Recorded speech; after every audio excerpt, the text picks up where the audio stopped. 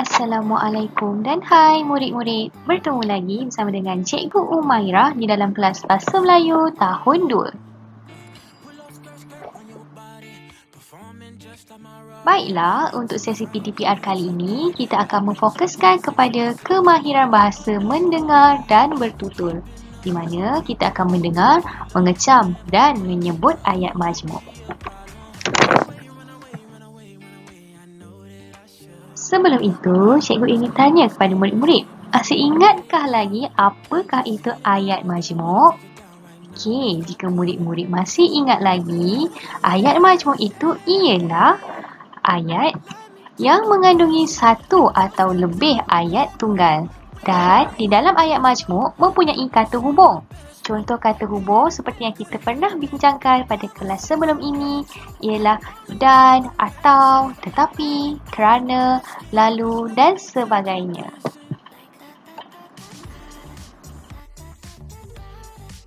Untuk kelas kali ini, murid-murid diminta untuk merujuk buku teks jilid 2 halaman 64 seperti yang tertera di dalam video.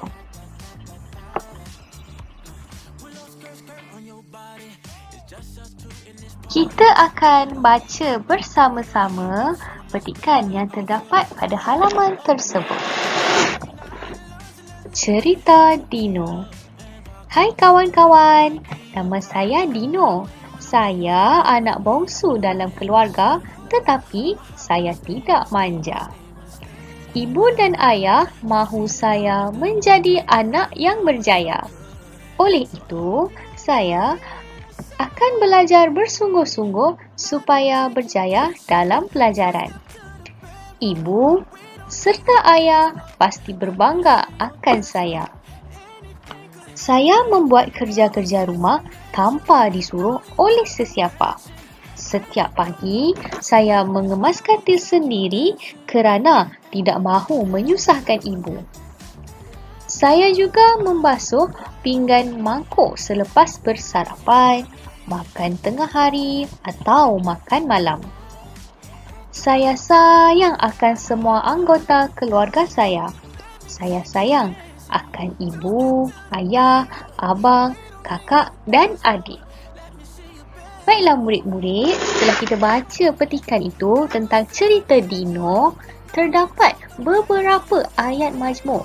Okey, untuk ini mari kita kenal pasti dan cam sama-sama. Kita akan mengecam sama-sama ayat majmuk yang terdapat di dalam petikan tersebut.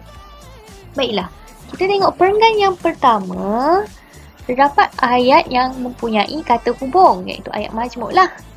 Yang pertama ialah saya anak bongsu dalam keluarga tetapi saya tidak manja.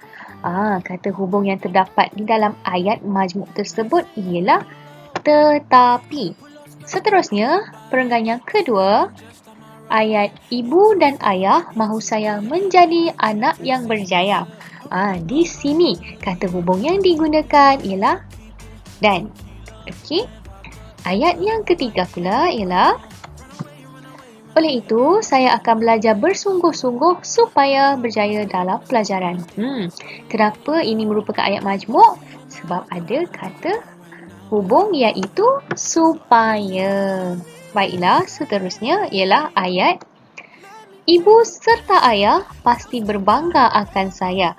Okey, ayat ini ayat majmuk kerana ada perkataan serta. Serta ni sama maksud dengan dan, okey?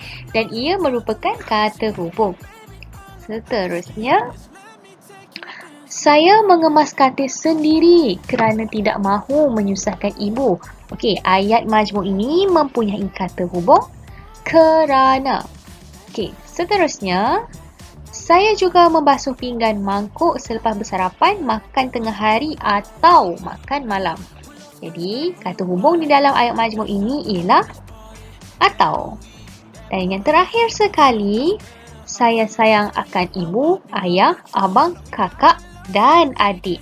Terang-terang di situ ada perkataan dan yang merupakan kata hubung. Sebab itulah ia merupakan ayat majmuk. Okey, murid-murid kena ingat ya, ayat majmuk ni merupakan gabungan beberapa ayat tunggal dan Ciri-ciri utamanya ialah mempunyai kata hubung di dalamnya.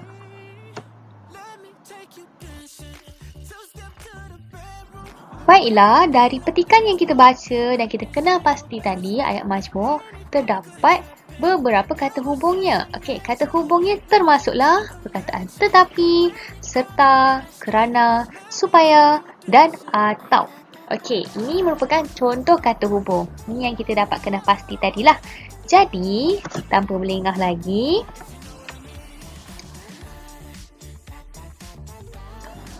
baiklah, untuk latihan hari ini, murid-murid diminta untuk membuat latihan di dalam buku aktiviti tahun 2, jilid 2, halaman 69. Seperti biasa, apabila sudah siap latihan tersebut, murid-murid diminta untuk hantar ke Google Classroom ataupun Telegram.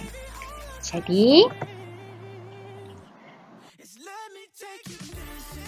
sekian, terima kasih. Selamat menimba ilmu semua. Bye.